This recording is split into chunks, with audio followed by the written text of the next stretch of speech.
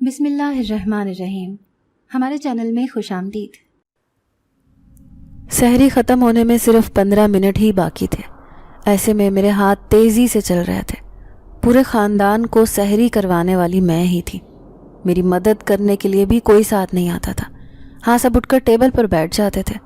رمضان شریف کے مہینے میں جہاں لوگوں کا احساس اور ان پر رحم کرنے کا حکم دیا گیا ہے، میرے ساتھ الٹا معاملہ ہو رہا تھا۔ کسی کو میری ذات سے کوئی غرض نہ تھی۔ اکثر میں بغیر سحری کے روزے رکھتی، کیونکہ اتنا وقت ہی نہ بچتا تھا کہ بیٹھ کر 2-4 نوالے روٹی کے کھا سکوں۔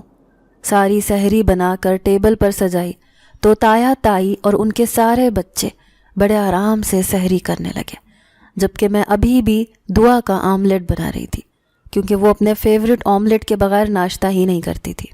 ادھر میں نے آخری پراٹھا توے سے اتارا اور ادھر مسجد سے سائرن بجنے کی آوازیں آنے لگی، تو گویا آج بھی مجھے بغیر سحری کا ہی روزہ رکھنا تھا۔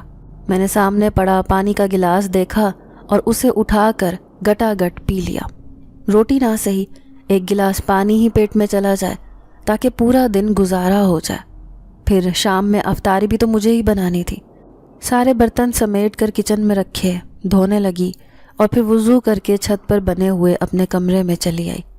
کمرہ کم، کباڑ خانہ زیادہ تھا۔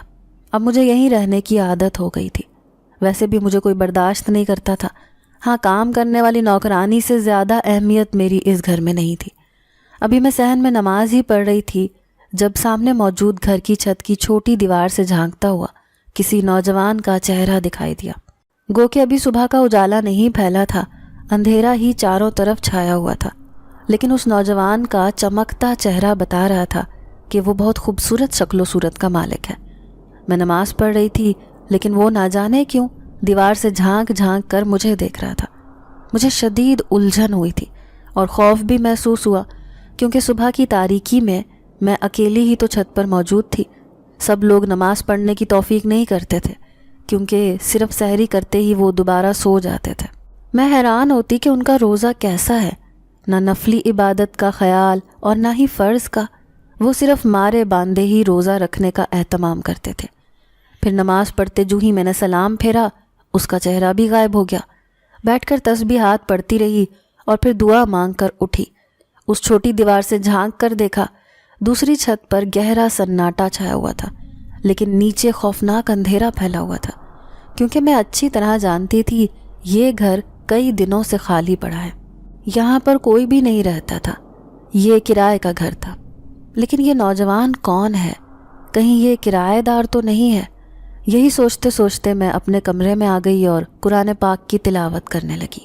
تبھی میں نے دروازے کے پاس کھڑا ہوا کسی کا سایہ دیکھا تھا، جیسے کوئی باہر کھڑا میری تلاوت سن رہا ہو۔ پھر ایک دم سے ہی میں نے قرآن پاک بند کر کے رکھا اور باہر آ گئی، لیکن صحن میں کوئی بھی نہیں تھا۔ ابھی صحن کے بیچوں بیچ پریشان صورت لیے کھڑی تھی کہ کسی نے میرے کان میں سرگوشی کی، زارا یہاں آؤ۔ میرا پورے وجود میں سنسناہٹ دوڑ گئی۔ کوئی تو میرے آس پاس موجود ہے جو مجھے بار بار اپنی موجودگی کا احساس دلا رہا ہے۔ شدید پریشان چہرہ لیے میں کمرے میں واپس آ کر لیٹ گئی۔ یہ اکیلا پن اور تنہائی مجھے میری قسمت سے ملی تھی۔ اگر آج جو میرے ماں باپ حیات ہوتے تو پھر میں ان کے ساتھ ایک خوشگوار زندگی گزار رہی ہوتی، ایسی زندگی جس کے خواب ہر لڑکی دیکھتی ہے۔ میرا نام زارا ہے، میں ایک یتیم اور مسکین لڑکی تھی۔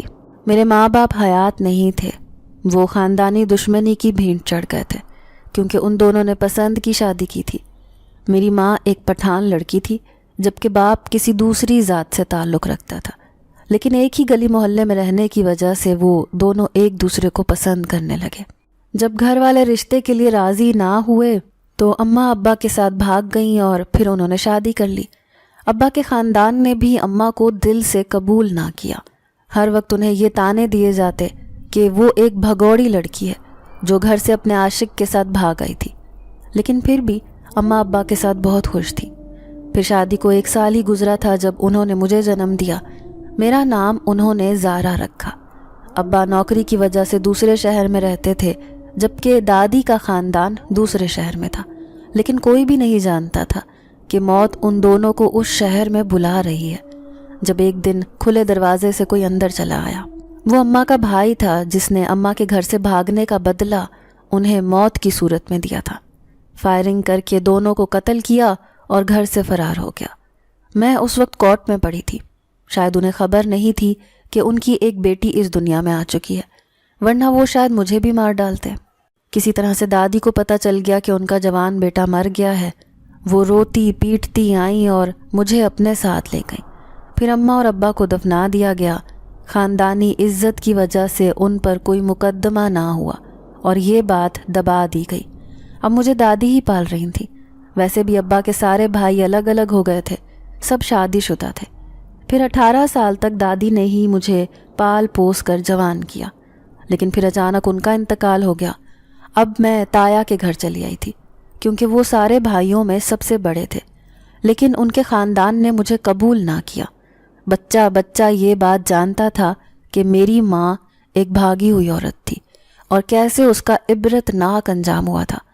تائی مجھے اسی بات سے ڈراتی، کہتی تیری ماں نے تو اپنی ذلیل مٹی کروا لی، خود قبر میں جا کر سو گئی اور اپنی اس منحوس نشانی کو اس دنیا میں چھوڑ کر چلی گئی، لیکن تو کوئی ایسا کارنامہ نہ کر بیٹھنا، پہلے ہی ان کی عزت مٹی میں رل گئی ہے۔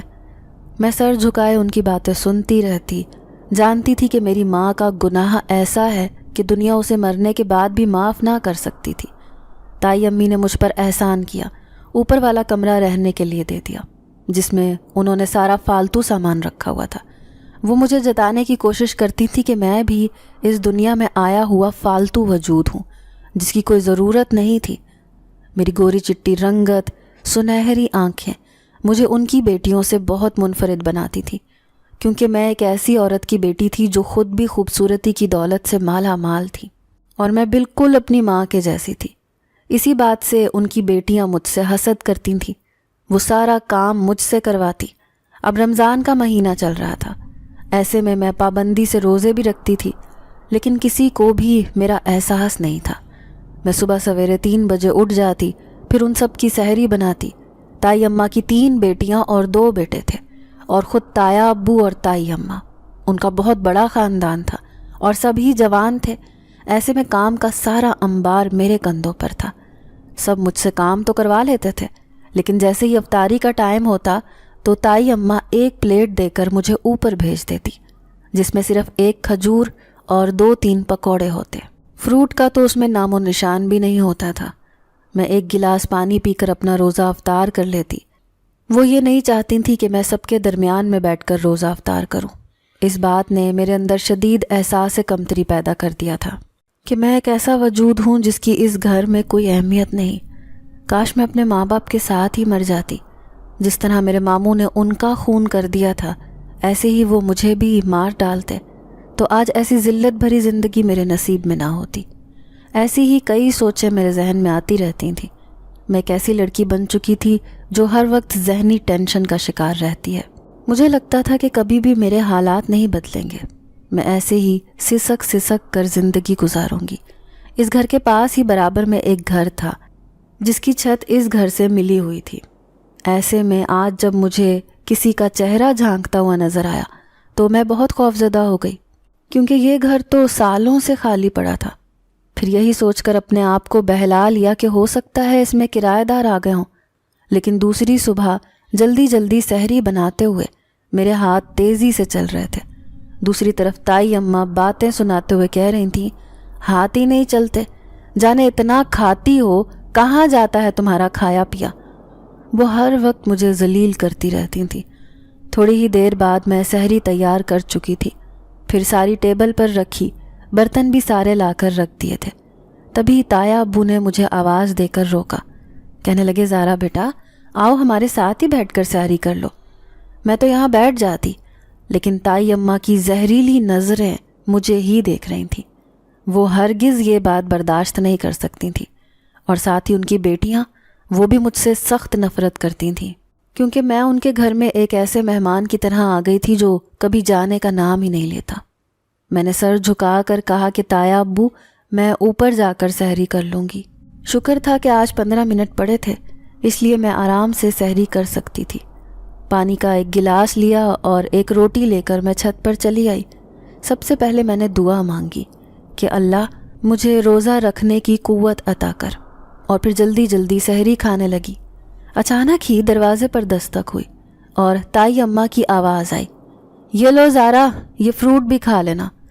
انہوں نے ایک پلیٹ فروٹ کی بھری ہوئی دروازے سے آگے کی اور رکھ کر چلی گئی۔ میں حیران تھی کہ آج یہ معجزہ کیسے ہو گیا، کیونکہ آج سے پہلے کبھی ایسا نہیں ہوا تھا۔ پھر میں نے جلدی جلدی سارا فروٹ کھا لیا، کیونکہ مجھے پھل کھانا بہت پسند تھا۔ جب تک دادی زندہ رہیں انہوں نے میری زندگی میں کوئی کمی نہ چھوڑی، لیکن اب میں ایک ایک چیز کے لیے ترسنے لگی تھی۔ جیسے ہی وضو کرنے کے لیے نیچے آئی تو حیران رہ گئی۔ گھر میں مکمل سناٹا چھایا ہوا تھا، سب لوگ سحری کر کے سو چکے تھے۔ صبح میں تائی امی سے کہنے لگی، تائی اماں شکریہ، آپ نے صبح مجھے فروٹ بھجوایا۔ کون سا فروٹ؟ دماغ تو ٹھیک ہے لڑکی، میں نے تجھے کوئی فروٹ نہیں بھجوایا۔ لیکن دروازے سے باہر آنے والی آواز تو انہی کی تھی۔ میں حیرت سے سوچنے لگی۔ مجھے اس بات پر بھی حیرت تھی کہ ان کا رویہ میرے ساتھ اتنی جلدی کیسے بدل سکتا ہے، کیونکہ یہ ایک سخت مزاج والی عورت تھی۔ پھر دوسرے دن مہمان آ گئے، وہ تائی اماں کے میکے والے تھے۔ وہ مجھے دیکھ کر ان سے کہنے لگے، ارے تم تو اس یتیم کو پال کر بہت بڑی نیکی کر رہی ہو۔ تو تائی اماں ٹھنڈی سانس بھر کر کہنے لگیں، بس کیا کروں، اسے رکھنے سے سارے انکار کر رہے تھے، پھر میں ہی اسے اپنے گھر لے آئی۔ اب کیا کریں، اس کی ماں نے تو ایسا کارنامہ کیا تھا، اب ڈر لگتا ہے کہیں یہ بھی کوئی ایسا کام نہ کر جائے۔ میں جانتی تھی کہ ان کی زبان پر میری ماں کا ذکر نہ ہو، ایسی کوئی بات ہی نہیں۔ پھر پورا دن مہمانوں کی وجہ سے روزے کی حالت میں نے اتنا کام کیا کہ رات کو مجھے بخار چڑھ گیا۔ مجھے کوئی پوچھنے والا بھی نہیں تھا۔ میں اوپر اپنے کمرے میں آئی، دل چاہ رہا تھا کہ کسی سے کہہ دوں کہ مجھے کوئی گولی لا دے، کیونکہ میرا جسم بہت تپ رہا تھا۔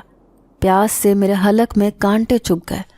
تبھی میں نیم غنودگی کی کیفیت میں چلی گئی، کیونکہ بخار کی وجہ سے مجھے کچھ ہوش نہ رہا۔ لیکن آدھی رات کو ایسا محسوس ہوا جیسے کسی نے مجھے پانی پلایا ہو، کسی کا پیار بھرا احساس محسوس کر کے جیسے مجھ پر ایک نشہ سا طاری ہو رہا تھا۔ میں بخار کی حالت میں بھی سکون محسوس کر رہی تھی۔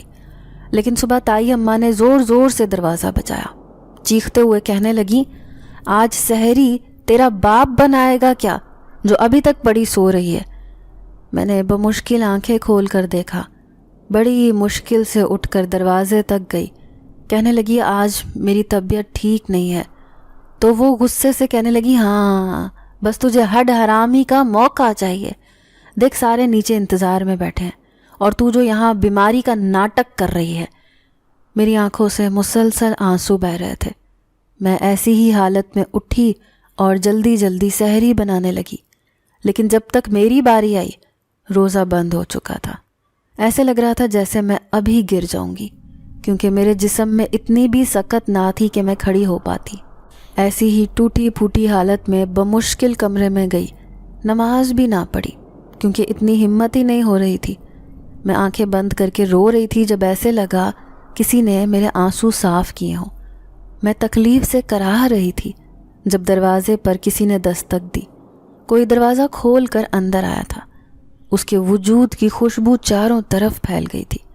سحری کے بعد اذانوں کا وقت ہو رہا تھا، لیکن میری اتنی بھی ہمت نہ تھی کہ میں اٹھ کر بیٹھ سکتی۔ تبھی سامنے کھڑے اس اجنبی کو دیکھ کر بخار کی حالت میں بھی میں بری طرح گھبرا گئی تھی۔ آپ کے کراہنے کی آواز سن کر میں یہاں آیا ہوں، برابر والے گھر میں رہتا ہوں۔ آپ کی طبیعت تو ٹھیک ہے نا؟ روزانہ آپ کو صحن میں نماز پڑھتے ہوئے دیکھتا ہوں، لیکن آج آپ دکھائی نہیں دی۔ وہ بڑی نرمی سے مجھ سے مخاطب تھا، لیکن میرے منہ سے تو آواز بھی نہ نکلی۔ میں بہت زیادہ ڈر گئی تھی۔ ایسے لگتا ہے آپ کو دوا کی ضرورت ہے، میں آپ کے لیے دوا اور کچھ دودھ پھل فروٹ لا کر دیتا ہوں، آپ کی طبیعت میں افاقہ ہو جائے گا۔ میں اسے منع کرنا چاہتی تھی، لیکن وہ جس طرح آیا تھا اسی طرح واپس چلا گیا۔ پھر تھوڑی ہی دیر بعد اپنے ہاتھ میں ایک دودھ کا گلاس وہ لے کر آیا۔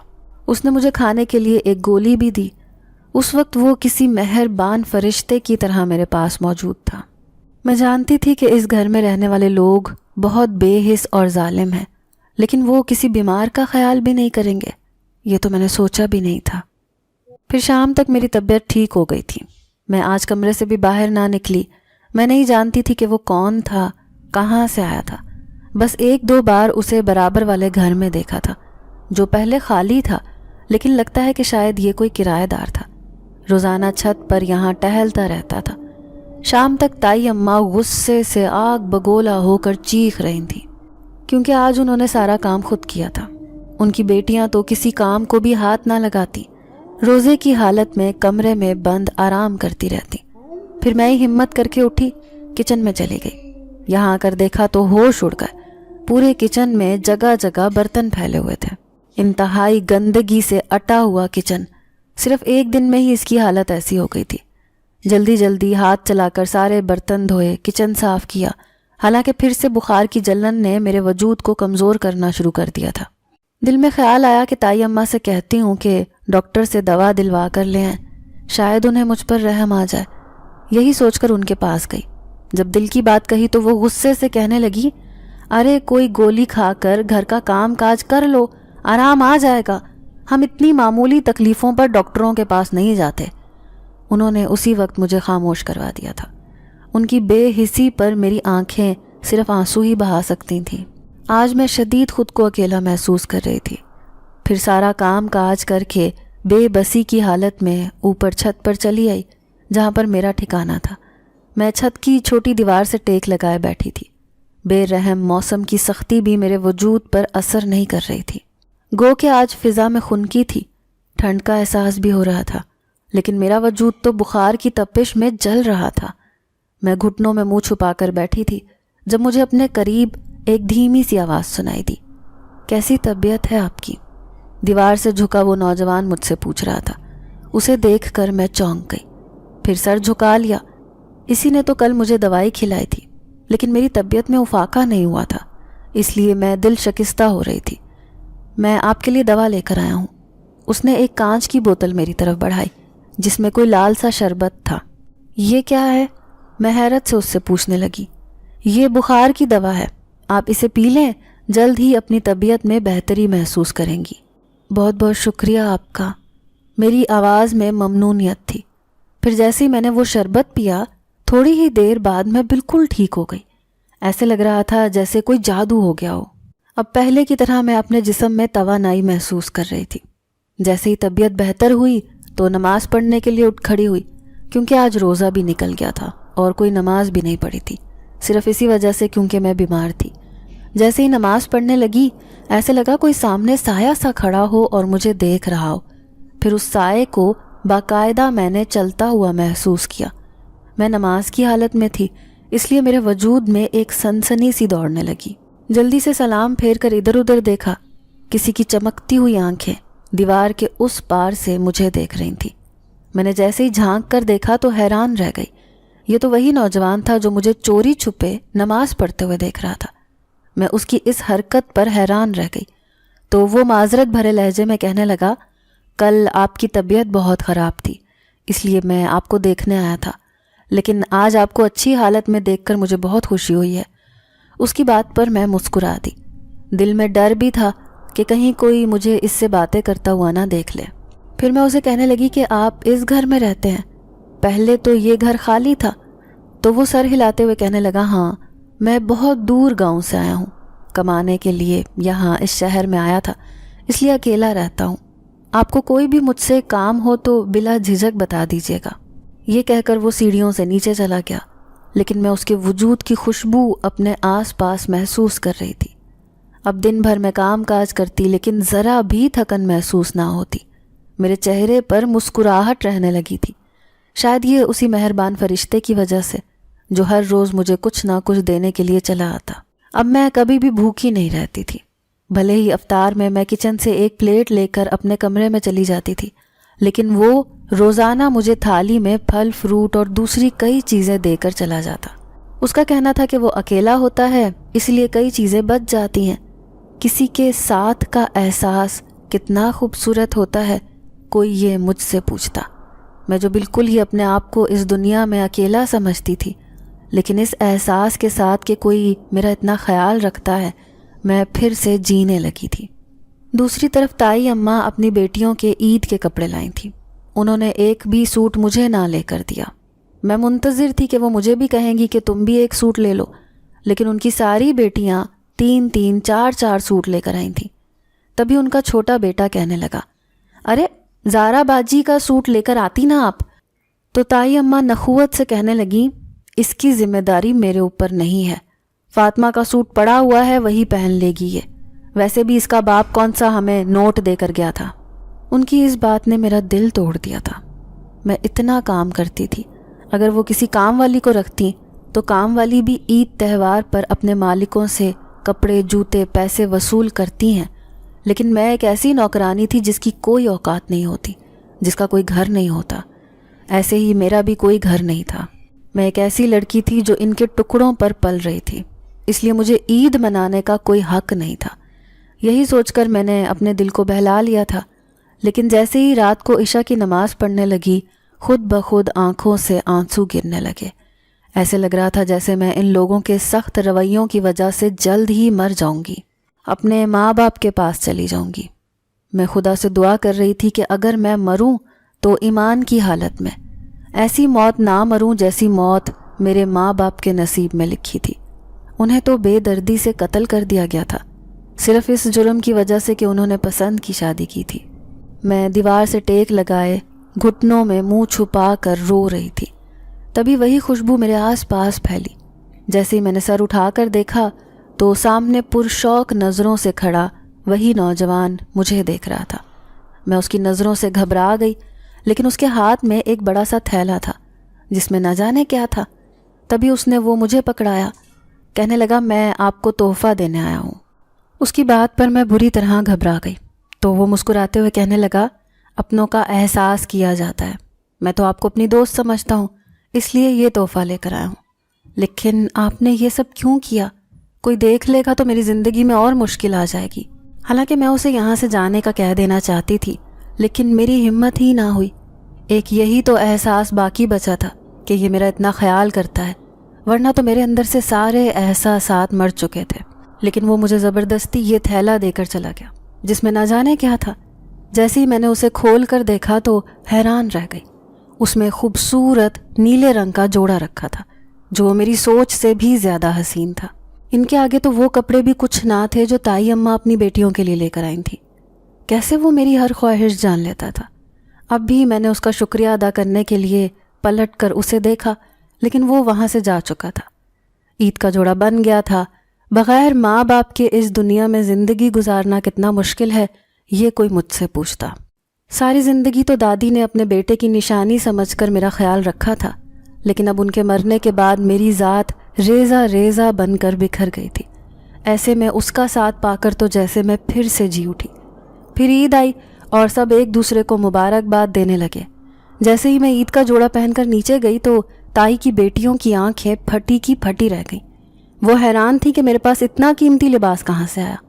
تبھی تائی کی آنکھوں میں مجھے حسد کی جھلک صاف دکھائی دی۔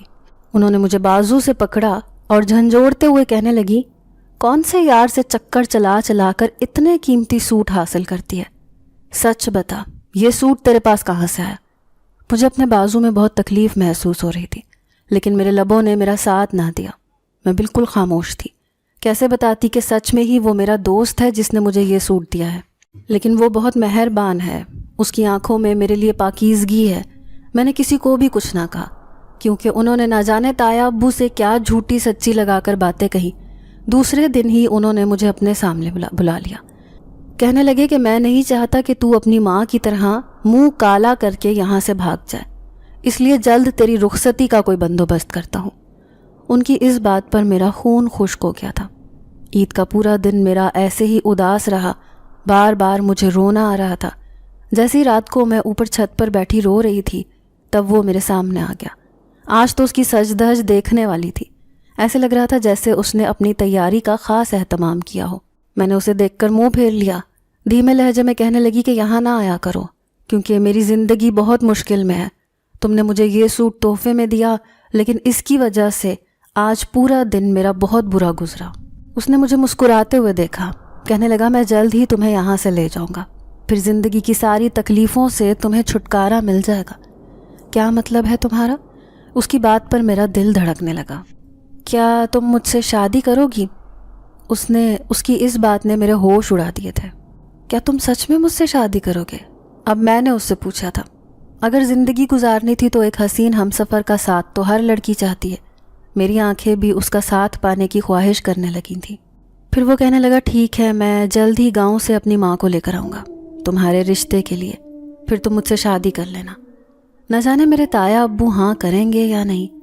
تو وہ لاپرواہی سے کہنے لگا بس مجھے تمہاری رضامندی کی ضرورت تھی، اس کے بعد مجھے کسی کی پرواہ نہیں، میرا انتظار کرنا، میں ضرور تمہیں لینے کے لیے آؤں گا۔ یہ کہہ کر وہ میرے سامنے سے چلا گیا، لیکن مجھے خوابوں کے ایک ایسے راستے پر چھوڑ گیا جس کی کوئی منزل نہیں ہوتی۔ میں ہر روز اس کا انتظار کرتی، لیکن اس دن کے بعد سے وہ میرے سامنے نہیں آیا تھا۔ جھانک جھانک کر میں اس گھر میں دیکھتی، لیکن وہاں پر چھایا سناٹا میری روح کو چھلنی کر دیتا۔ اب میں ہر وقت اداس رہنے لگی تھی، لیکن ایک دن غضب ہو گیا جب تائی اماں کا آوارہ بھائی اس گھر میں رہنے آیا۔ مجھے وہ آدمی زہر لگتا تھا، کیونکہ نشے میں ڈوبی اس کی آنکھیں مجھے دیکھتی رہتی تھیں، کہیں مجھے اکیلا پا کر وہ میرے ساتھ کوئی غلط حرکت نہ کر لے۔ یہی سوچ کر ایک دن میں نے تایا ابو سے کہا کہ میں نیچے رہنا چاہتی ہوں، اوپر اکیلے مجھے ڈر لگتا ہے۔ تائی اماں حکارت سے کہنے لگیں اتنے دن سے تو وہاں پڑی ہے، جب تو تجھے ڈر نہیں لگا، اب کیا موت آئی ہے؟ پھر انہوں نے تایا ابو کے کان میں کوئی سرگوشی کی۔ تایا ابو نے اس بات میں سر ہلا دیا۔ نہ جانے ان کے ماں بہن کیا گفتگو ہوئی تھی، لیکن پھر دوسرے ہی دن مجھ پر قیامت ٹوٹ پڑی جب تایا ابو کہنے لگے کہ میں بشیر سے تمہارا نکاح کر رہا ہوں۔ وہ تائی امی کے بھائی تھے، لیکن سوتیلے۔ میں سوچ بھی نہیں سکتی تھی کہ وہ میرے ساتھ اتنا برا بھی کر سکتے ہیں۔ میری آنکھوں میں بے یقینی تھی۔ میں نے ان کے سامنے ہاتھ جوڑ دیے، کہنے لگی تایا ابو مجھ پر رحم کریں، آپ بھلے کسی سے بھی میری شادی کر دیں، لیکن میں اس آدمی سے ہرگز شادی نہیں کروں گی۔ وہ عمر میں بھی مجھ سے دگنا ہے اور ایک نشئی آدمی ہے۔ میری شادی اس سے کر کے آپ کیوں میری زندگی برباد کرنا چاہتے ہیں؟ میرے بلک بلک کے رونے پر وہ خاموش ہو گئے، لیکن اگلا دن میرے لیے بہت حسین ثابت ہوا جب دروازہ کھول کر ایک عورت اندر آئی، پھر میرے پاس آ کر کہنے لگی میں تمہارا رشتہ لینے آئی ہوں، اسی نے مجھے بھیجا ہے، میں اس کی ماں ہوں۔ میں ڈر رہی تھی کہ اس رشتے کے لیے ہاں نہیں ہوگی، لیکن تایا ابو کہنے لگے کہ اس کا تو رشتہ ہم نے طے کر دیا ہے، آپ میری دوسری بیٹی کا رشتہ لے جائیں، آپ کا بیٹا بہت خوبصورت ہے۔ یہ سن کر تو میرا دل ٹوٹ گیا۔ عورت جس خاموشی سے آئی تھی اسی خاموشی سے واپس چلی گئی۔ اس نے نہ ہاں میں جواب دیا تھا اور نہ میں، لیکن پیچھے تائی امی مجھ پر برس رہی تھیں۔ او ہو، چوری چھپے اس کرایہ دار سے چکر چلاتی رہیں اور ہمیں خبر بھی نہ ہوئی۔ وہ مجھے سب کے سامنے مار رہی تھیں اور میں مسلسل روتی ہوئی کہہ رہی تھی کہ اس میں میرا کوئی قصور نہیں، وہ خود ہی رشتہ لے کر آئی تھی، لیکن انہوں نے میری ایک بات بھی نہ سنی۔ کہنے لگی چل میں تیری رخصتی کا بندوبست کرتی ہوں۔ اس دن وہ زبردستی اپنے اس نشئی بھائی سے میرا نکاح کروا رہی تھی۔ تایا ابو خاموش تھے کیونکہ تائی اماں کے سامنے کسی کی بھی نہیں چلتی تھی۔ میری کزنیں خوش ہو رہی تھیں، وہ تو میری خوبصورتی سے ہمیشہ حسد کرتی آئی تھی۔ جب میری زندگی برباد ہوتے ہوئے دیکھی تو ان کی آنکھوں میں خوشی کی چمک دیکھ کر میں اپنے نصیب پر رونے لگی۔ 4 آدمیوں کے سامنے وہ میرا نکاح کر رہے تھے، لیکن اچانک ہی دروازہ کھول کر بہت سارے آدمی اندر آئے۔ میں نے دیکھا وہ سفید لباس والا نوجوان بھی ان کے ساتھ تھا۔ تبھی وہ سب کے سامنے کہنے لگا کہ اس لڑکی کے ساتھ ظلم ہو رہا ہے، آپ کیسے لوگ ہیں جو دوسروں پر ظلم و زیادتی کر کے خوشی محسوس کرتے ہیں؟ میں اس کے ساتھ یہ ناانصافی نہیں ہونے دوں گا۔ پھر وہ مولوی صاحب سے مخاطب ہوتے ہوئے کہنے لگا آپ بھی کسی لڑکی کا زبردستی نکاح نہیں پڑھوا سکتے، میں ابھی اور اسی وقت اسے اپنے ساتھ لے کر جاؤں گا اور مسجد میں جا کر اس سے شادی کر لوں گا، کیونکہ اس لڑکی کی رضامندی اس شادی میں نہیں ہے۔ اتنے سارے خوفناک آدمیوں کو دیکھ کر سب خاموش ہو گئے تھے، کسی کی بھی کوئی بات کرنے کی ہمت نہ ہوئی۔ اس نے میرا ہاتھ تھاما اور مجھے اپنے ساتھ لے آیا۔ میری روتی ہوئی نگاہیں اس پر جمی تھی۔ بالآخر میں نے بھی وہی کیا جو کبھی میری ماں نے میرے ساتھ کیا تھا۔ تو کیا میں بھی اس لڑکے کے ساتھ گھر سے بھاگ آئی تھی؟ لیکن میرے ساتھ ظلم ہو رہا تھا، میں اس شادی کے لیے تیار نہیں تھی۔ میں مسلسل روئے جا رہی تھی جب مجھے لے کر وہ ایک گھر میں آ گیا۔ خاموش ہو جاؤ، اب رونے کی ضرورت نہیں، میں تم سے محبت کرتا ہوں، اس لیے تمہارے ساتھ یہ زیادتی کیسے ہونے دیتا؟ لیکن اب میں بدنام ہو چکی ہوں، میں ایک ایسی لڑکی ہوں جو اپنی ماں کی طرح گھر سے بھاگ آئی۔ تب اس نے میرے آنسو صاف کیے. کہنے لگا تمہارا وہاں سے بھاگنا ضروری تھا، ورنہ ساری زندگی تم ایک جہنم میں گزارتی اور پھر ایسے ہی تڑپ تڑپ کر مر جاتی جس طرح تمہاری ماں نے اپنی جان دی. میں خود تمہاری شادی کسی اچھے انسان سے کرواؤں گا. اس کی بات پر میں چونک گئی.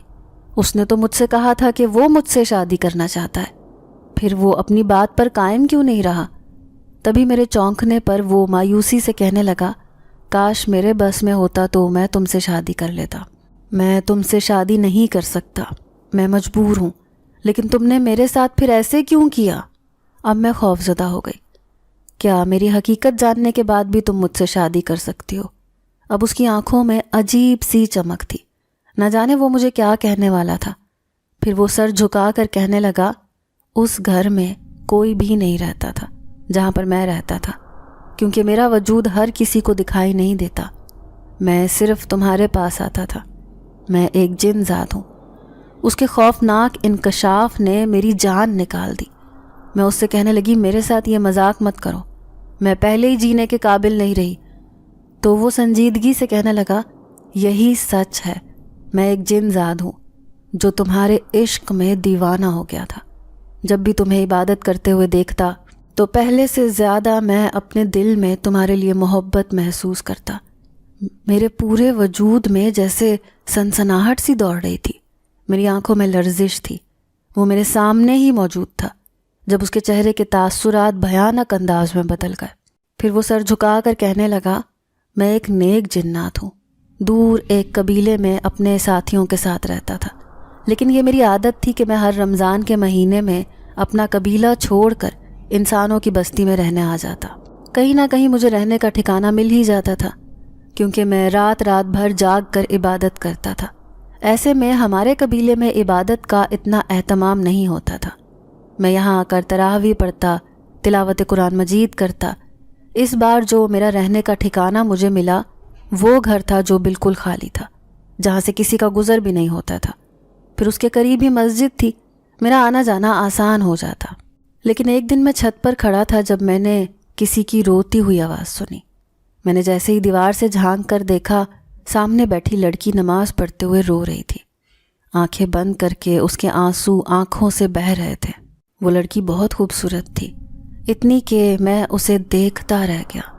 میری نگاہیں اس پر سے ہٹنے کا نام نہیں لے رہی تھیں. پھر تو ہر رات یہی ہونے لگا.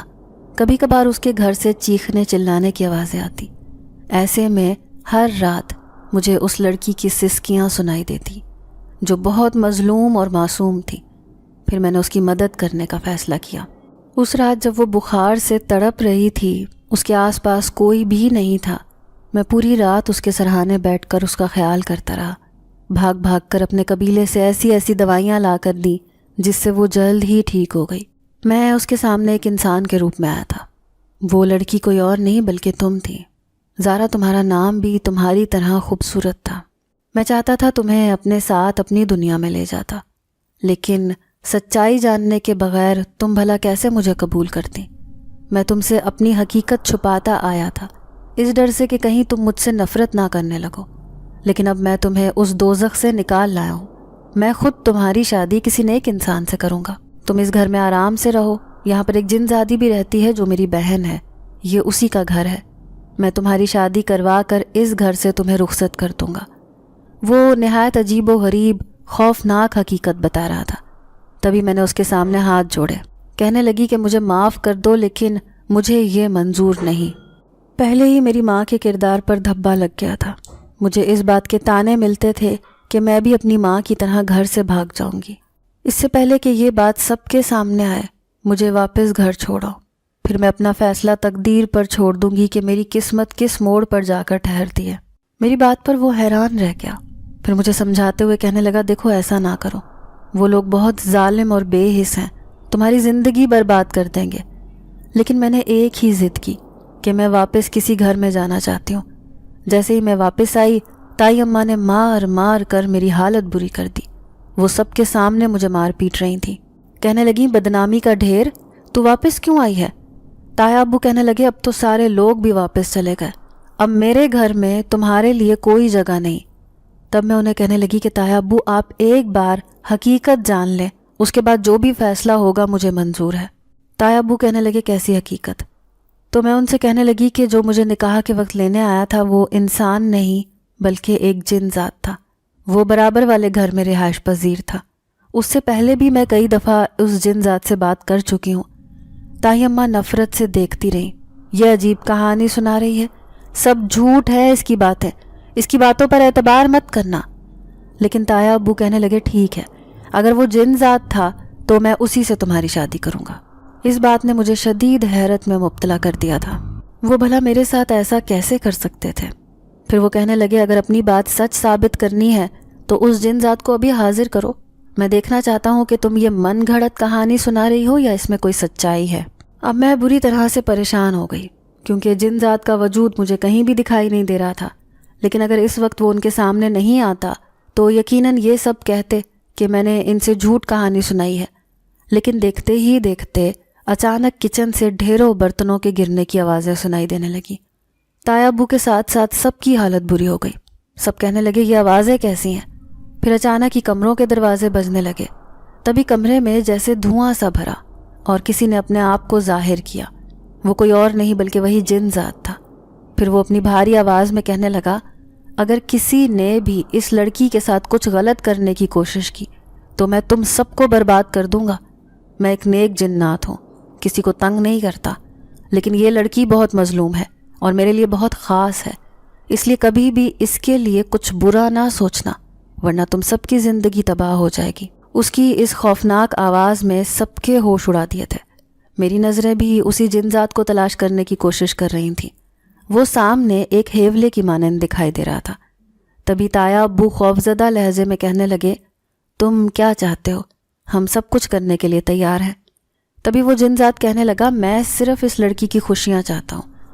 تایا ابو نے اس کے سامنے ہاتھ جوڑتے ہوئے کہا میں تم سے وعدہ کرتا ہوں آج کے بعد اس کے ساتھ کوئی نا انصافی نہیں ہونے دوں گا اور اس کی زندگی میں کسی چیز کی کمی نہیں ہوگی۔ ٹھیک ہے، پھر میں یہاں سے جا رہا ہوں، لیکن یاد رکھنا اس کے ساتھ میں ہوں اور میری طاقت سے یہاں کوئی واقف نہیں ہے۔ جس دن مجھے غصہ آیا تو یہ پورا گھر برباد ہو جائے گا۔ اس لڑکی کی زندگی برباد نہیں ہونی چاہیے، اسی میں میری خوشی ہے۔ یہ کہہ کر وہ یہاں سے غائب ہو گیا۔ سب کی آنکھوں میں دہشت تھی۔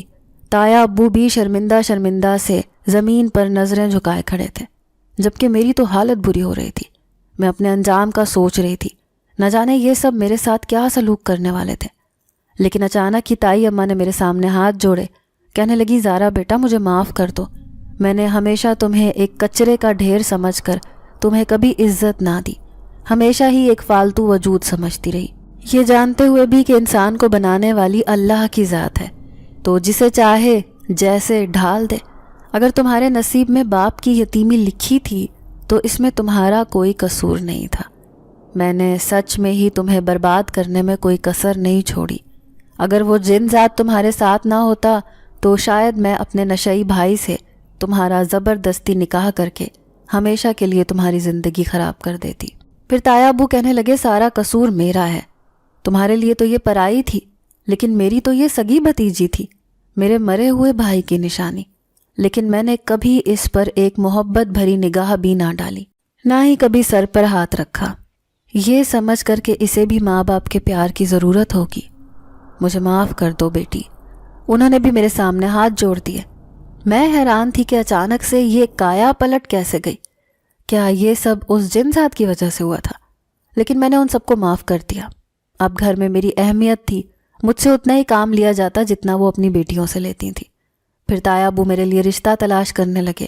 انہوں نے سب کے سامنے کہا کہ وہ اپنی بیٹیوں سے پہلے میری شادی کریں گے، کیونکہ میری زندگی بہت عذاب میں گزری تھی، لیکن اب میں پرسکون ہو گئی تھی۔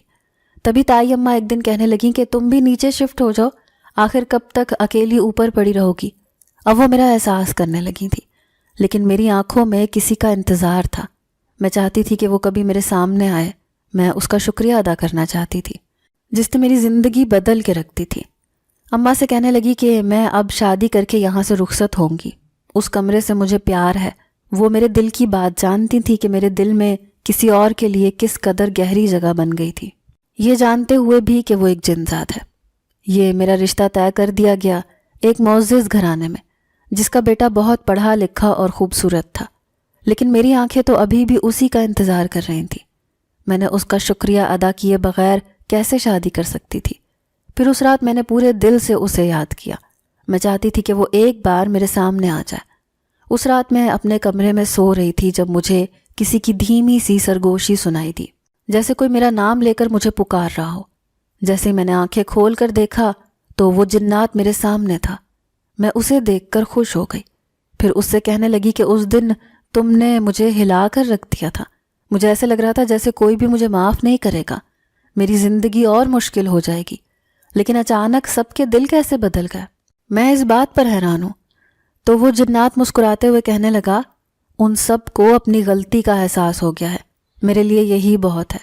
شاید میرا خوفناک وجود دیکھ کر یہ سب دہشت زدہ ہو گئے، یہ سوچ رہے تھے کہ کہیں میں ان کی بربادی کی وجہ نہ بن جاؤں، جبھی تو ان کا رویہ تمہارے ساتھ تبدیل ہو گیا۔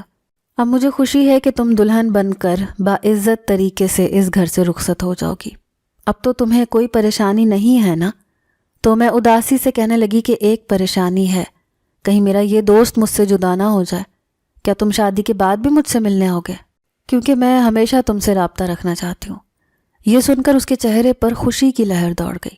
پھر وہ کہنے لگا، اب میں واپس اپنے قبیلے میں جا رہا ہوں، لیکن اگلے سال میں پھر انسانوں کی دنیا میں واپس آؤں گا۔ جیسے ہی رمضان آئیں گے کوشش کروں گا کہ تم سے ملنے ضرور آؤں، لیکن ہر رات تمہارے لیے دعا کرنا نہیں بھولوں گا۔